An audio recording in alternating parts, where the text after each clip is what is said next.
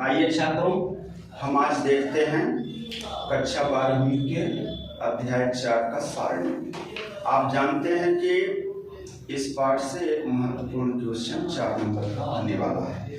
तो आपको हम इस पाठ से एक लॉन्ग क्वेश्चन बताते हैं और सबसे पहले आपको सिखाते हैं कि आव्यूह के सहखंडज और व्युत्क्रम कैसे निकाले जाते हैं। तो सहखंडज को बच्चों आप जानते हैं एडजॉइंट कहा जाता है, एडजॉइंट ऑफ मैट्रिसेस, और व्युत्क्रम होता है मैट्रिसेस का इनवर्स। तो आइए दोनों बातें हम सीखते हैं, यहाँ पे महत्वपूर्ण है और हर परीक्षा की दृष्टिकोण से इम्पोर्टेंट है। आप लोगों का रिवीजन सेशन चल रहा है, तो अगर कुछ बातें भूल चुके हैं तो देखिए आप कैसे सहखंडज और व्युत्क्रम का सारणी का निकालते हैं। तो सबसे पहले हम बात करते हैं, शार्ट में बताएंगे आव्यूह का सहखंडज। आव्यूह का सहखंडज क्या होता है, ठीक है। तो देखिएगा, मैं सीधे एग्जाम्पल से समझाता हूँ कि सपोज दैट आपको कोई एक डिटर्मिनेंट्स गिवन है, ठीक है, मैट्रिसेस दी हुई है, उसका आपको डिटर्मिनेंट फाइंड करना है। तो इसको A11, A12, A13 और A21, A22, A23 है और A31, A32 और A33। आप देख रहे हैं कि आपको एक मैट्रिसेस गिवन है जिसका ऑर्डर है 3/3, ऑर्डर है 3/3।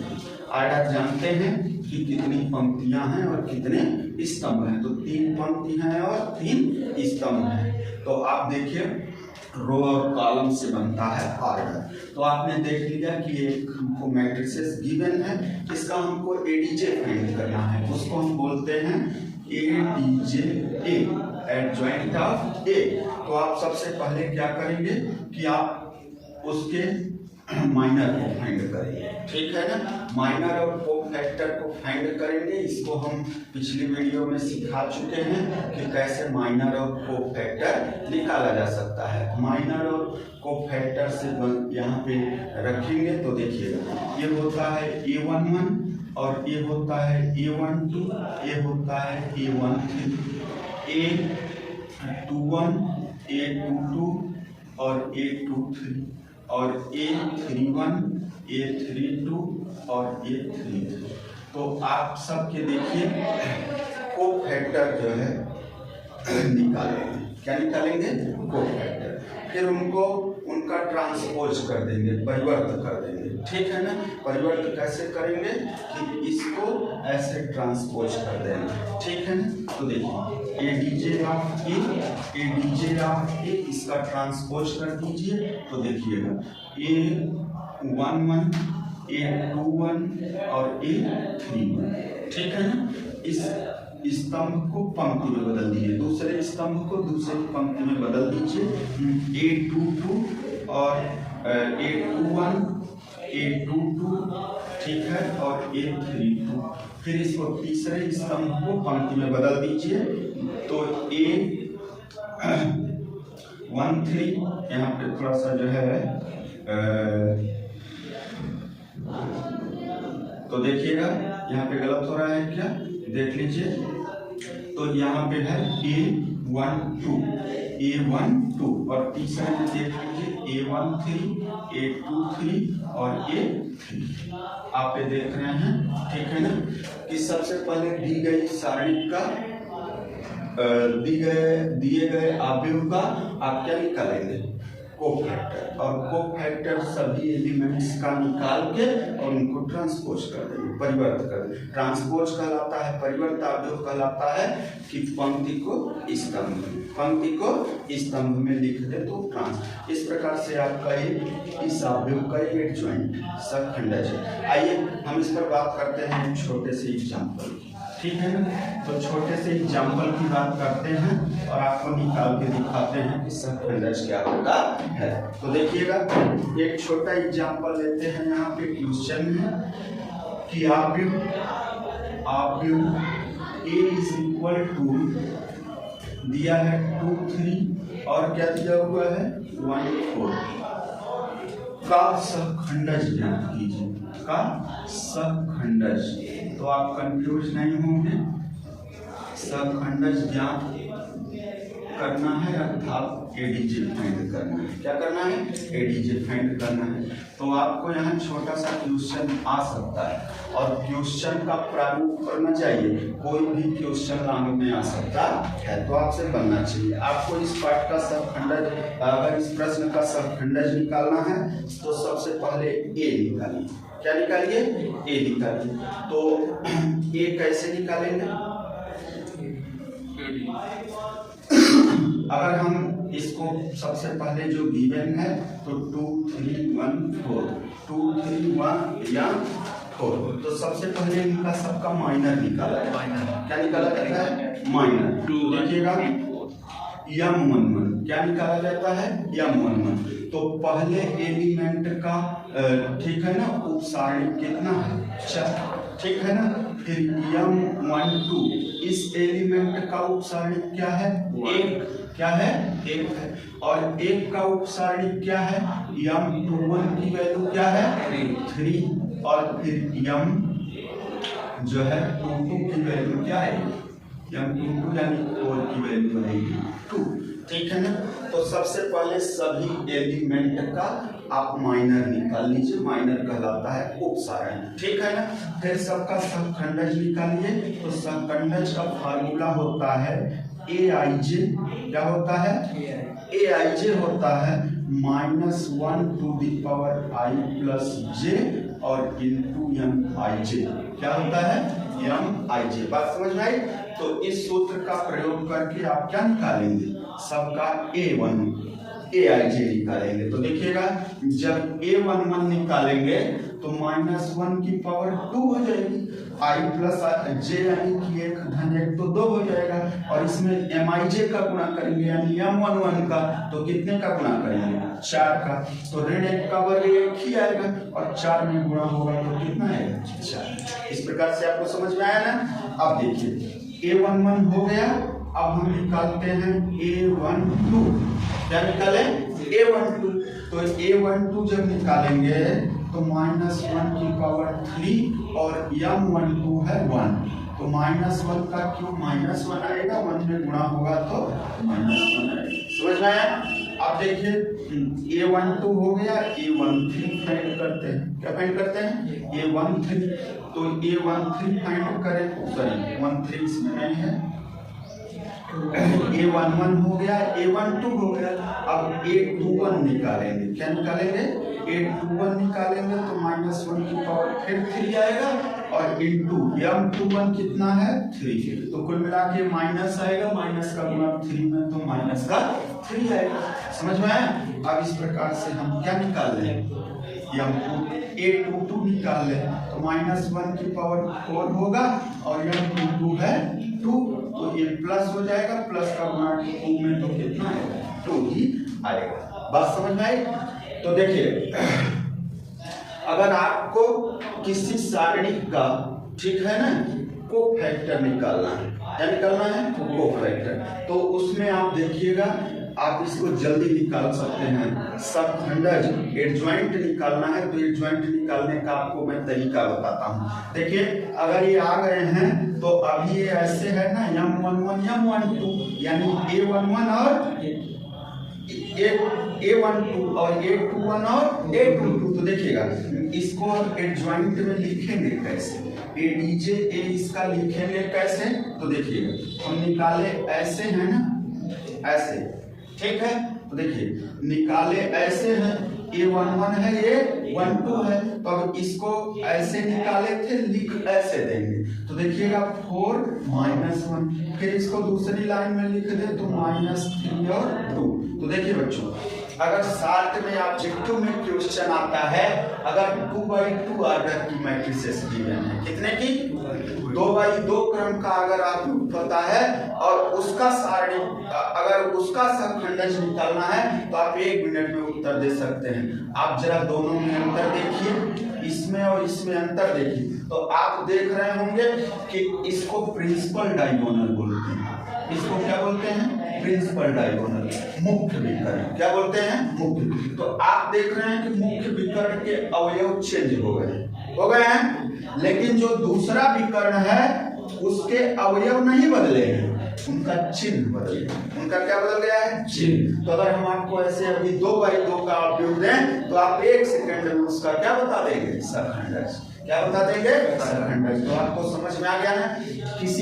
इसमें कई क्वेश्चन समाहित था कि किसी आव्यूह का कैसे उपसारणिक निकालते हैं। उपसारणिक निकालने के बाद कोफैक्टर, ये माइनर है और ये कोफैक्टर है, ठीक है ना। तो इसको जो है आप यहाँ पे देखेंगे तो इसको सहखंड बोलते हैं। क्या बोलते हैं? सहखंड। ये माइनर होता है और ये इसको उपसारणिक और इस सहखंड। तो आपने आव्यूह का उपसारणिक भी निकालना सीखा और सहखंड भी निकालना सीखा। और सहखंड को कैसे लिख दिया जाए तो सहखंडज बन जाए, ठीक है ना। तो माइनर, कोफैक्टर और adjoint. Minor, cofactor and adjoint. इस प्रकार से आपका बच्चों ये कंप्लीट आंसर हुआ।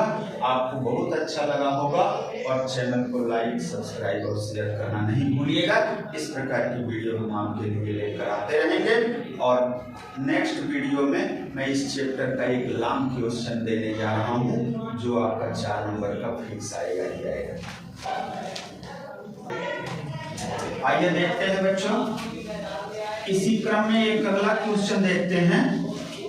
आपको बहुत अच्छा वो लॉन्ग में सिद्ध करने के लिए आ सकता है। तो देखिएगा, आप इस क्वेश्चन को देखेंगे, एनसीईआरटी का क्वेश्चन है और अभी जस्ट पिछले वर्ष बोर्ड परीक्षा में ये आया हुआ प्रश्न है। इसको मैं आपको सॉल्व कराता हूँ। तो आप देखिएगा कैसे इसको प्रगुण की सहायता से, प्रॉपर्टीज ऑफ डिटर्मिनेंट के हेल्प से इसको हम सॉल्व करेंगे और कैसे इसको हम जल्दी प्रूफ कर पाएंगे। आपका जो क्वेश्चन आया था वो आया था -a² AB एंड AC, ठीक। इसके बाद AB और -b² और फिर था BC और नेक्स्ट लाइन में है AC BC और माइनस का C²। ये आपको डिटर्मिनेंट था और ये आपको आया था कि 4a² b² c², ऐसा प्रूव करना है। तो देखिएगा बच्चों, बहुत अच्छा क्वेश्चन है। अगर आप इस पे प्रॉपर्टी होल्ड नहीं करेंगे, ठीक है, आप इसको प्रगुण की सहायता से नहीं लगाएंगे तो आप इसमें फंस सकते हैं, ठीक है ना। क्योंकि गुणा भाग क्या हो जाएगा? लंबा हो जाएगा और आपको काफी टाइम लग सकता है, ठीक है, और आपके गलत होने के भी चांसेस रहेंगे। तो आप देखिएगा कैसे सटीक तरीके से इस पूरे क्वेश्चन को बेहतर ढंग से हल करके और पूरा नंबर पा सकते हैं। तो आइए देखते हैं कि आपको जब हल करना है तो सबसे पहले इसका LHS ले लीजिए, बायां पक्ष टेकिंग योर LHS, इसको प्रूफ कर देंगे तो RHS आ जाएगा। तो देखिएगा -a² AB और AC, AB -b² BC और फिर AC BC -c², ऐसा आपको डिटर्मिनेंट गिवन है। तो आप देख रहे होंगे बच्चे कि आप किसी भी सारणी की किसी भी पंक्ति से कोई उभयनिष्ठ संख्या बाहर ले सकते हैं। तो ध्यान दीजिए, A कॉमन हो रहा है, B कॉमन हो रहा है, C क्या हो रहा है? कॉमन हो रहा है। ऐसे भी देखें कि अगर पहली लाइन में A से भाग दे दे, दूसरी लाइन में B से भाग दे दे, तीसरी लाइन में C से भाग दे दे, तो ऐसा देखिए कॉमन लेते हैं। ऊपर से A कॉमन होगा, बीच वाली लाइन से B कॉमन होगा और नीचे वाली लाइन से क्या कॉमन होगा? C। वहां पे लिख लीजिएगा कि R1 R2 R3 से A B C क्या लेने पर कॉमन, R1 से A लिया, R2 से B लिया और R3 से C कॉमन लिया, तो अंदर क्या बचेगा? -a B C, यही बचेगा। इस पे देखें तो B कॉमन हुआ है, तो A बचेगा, एक ठो B बचेगा और C बचेगा, ठीक है। इससे हमने C कॉमन लिया है तो क्या बचेगा? A B और एक ठो माइनस का C, ठीक है। जिस प्रकार से सभी पंक्तियों से अवयवों को कॉमन लिया गया है उसी प्रकार से अब देखिए स्तंभों से नहीं लिया जा सकता क्या? कि पहले स्तंभ में A कॉमन है, तो ए को क्या कर लीजिए बाहर, इसमें बी कॉमन है तो बी को और सी कॉमन है तो सी को। तो देखिएगा जरा ए बी सी ए हुआ और ए बी सी और कॉमन ले ले तो अब यहाँ पे क्या छोड़ेगा, तो यहाँ छोड़ेगा -1, यहाँ 1 1, ठीक। यहाँ बी कॉमन लिए हैं तो 1 -1 और 1, ठीक है। और यहाँ सी कॉमन लिए हैं तो क्या होगा 1 1 -1। आप इस प्रकार देख रहे हैं कि ये जो सारणिक है ये छोटी हो गई, क्या हो गई, छोटी हो गई। अब इसमें हम और प्रगुण अपना सकते हैं कि जैसे देखिए इसका तो गुणा हो जाएगा तो सब 2 टाइम्स है तो a² b² c² हो जाएगा। ये सारणिक छोटी हो गई है। अभी यहाँ और प्रगुण अप्लाई करना हो तो कर लीजिए, अन्यथा गुणा भी कर लेंगे तो यहाँ से जल्दी आ जाएगा। बट हम यहाँ पे एक प्रगुण अप्लाई कर रहे हैं, हम क्या करते हैं कि ज्यादा से ज्यादा की पॉइंट पर क्या कर दें 0, ठीक है। तो ऐसे लिखते हैं, देखिए R1 प्लस R2 को जोड़ के R1 की जगह लिखें तो इसको तो घटा देंगे ना, जब जोड़ेंगे तो प्लस माइनस क्या होगा माइनस होगा, तो ये 1 -1 तो 0 हो जाएगा। और ऐसे इसको देखिए R1 R2 को जोड़ें और R2 R3 को घटाएं, ठीक है ना। तो R1 R2 को जोड़ के R1 की जगह और R2 R3 को घटा के R2 की जगह लिख दें तो की पॉइंट पे 2 जगह 0 आ जाएगा।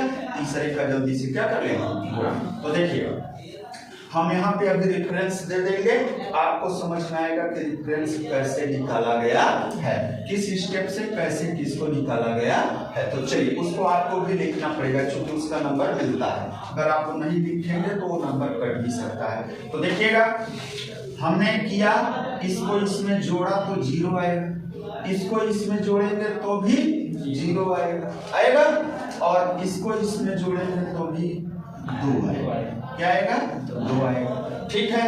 अब इसको इसमें घटाएंगे या एक काम करिए 2 पॉइंट पे 0 हो गया ना, 2 पॉइंट पे क्या हो गया 0, तीसरे का गुणा कर लिया जाएगा, तीसरे का गुणा तो पर्याप्त है। एक ही प्रगुण अप्लाई करिए इसमें एक ही, तो देखिएगा बाकी को सेम लिख दीजिए, बाकी को क्या लिख दीजिए सेम लिख दीजिए 1 1 और -1, ठीक। तो आप देखेंगे कि a 0 है तो इसके साथ जिसका गुणा होगा वो 0, ए भी 0 है तो इसके साथ जिसका गुणा होगा वो 0, बचा 2 तो 2 के साथ किसका गुणा होगा 3 का होगा ना। तो हम इसको ऐसे लिख सकते हैं a² b² c² और हम 2 के साथ गुणा करेंगे, a के कम a और माइनस a के कम a, तो माइनस का 1 आएगा तो प्लस 1 हो जाएगा। तो देखिएगा 1 और 1 2 और 2 2 जब तो इस प्रकार से 4a² b² c² आ गया ना। यही आपका क्या है, यही आपका RHS है, यही आपका RHS है, ठीक है ना।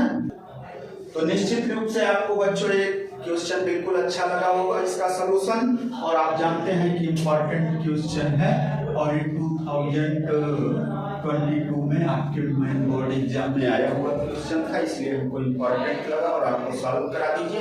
बच्चों जो है चैनल को लाइक सब्सक्राइब और शेयर करना नहीं भूलिएगा, आपके लिए नई वीडियो ऐसे लेके आते रहेंगे। Thank you.